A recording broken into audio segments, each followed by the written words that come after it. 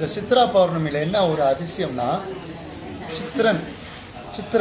சித்ரா பௌர்ணமி அன்று சித்திரகுப்தன் சொல்லுவாங்க.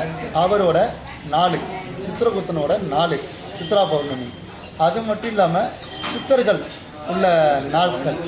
இந்த சித்திரகுப்தனும் இந்த சித்தர்களும் ஒன்று சேர்ந்து இந்த திருவண்ணாமலை மட்டும் இல்லை, எல்லா ஆலயத்துலேயும் கிரிவலம் வருவாங்க.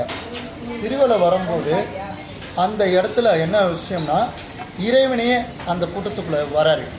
சித்தர்கள், சித்திரகுப்தன், இறைவன் எல்லோரும் அந்த மக்கள் கூட்டத்துக்குள்ளே உரசிக்கிட்டு வரும்போது நம்மளுக்குள்ளே ஒரு வைப்ரேஷன் இருக்கும்.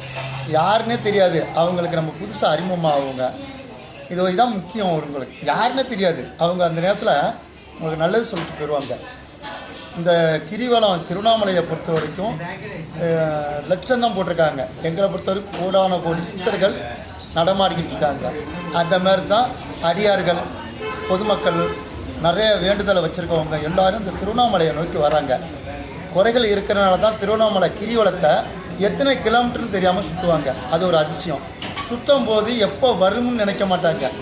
எப்போ நம்ம அவ்வளோ சீக்கிரம் வந்துட்டோம்னு நினைப்பாங்க. திருவண்ணாமலையில் எவ்வளோ தூரம் இருக்குலாம் கேட்க மாட்டாங்க. இது ஒரு அதிசயம்.